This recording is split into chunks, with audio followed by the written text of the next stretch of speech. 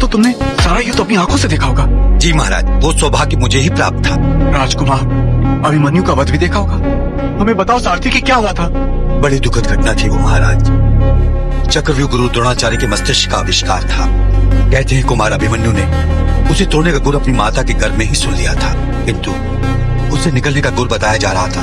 तभी उनकी माता को नींद आ गई, इसलिए वो निकलने का गुर ना जान सके। चक्रों में घुस तो गए, परंतु क्या? परंतु जब योद्धाओं ने उन्हें घेर कर उन पर प्रहार करना आरंभ किया तो उसमें गिर गए। उन पर चारों ओर से प्रहार होने लगे, और प्रहार भी कैसे? एक का खड्ग उनके शरीर को छूकर निकलता था और दूसरे का खड्ग उनके कोमल तन में प्रवेश कर जाता था। उनके कोमल तन से रक्त के झरने टूट पड़े।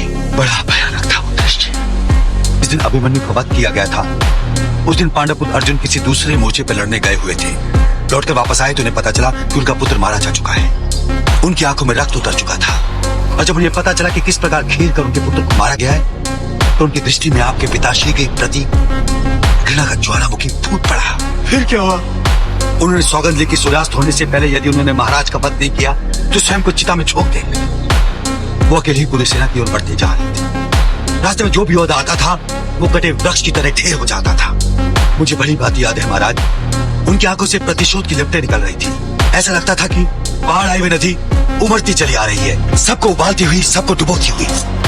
फिर उन्होंने अपने कांडी उठाकर उस पर धनुष चढ़ाकर इतनी शक्ति से हमारे महाराज की ओर चलाया कि हमारे महाराज का सर धड़ से अलग होकर कोसों दूर जा गिरा।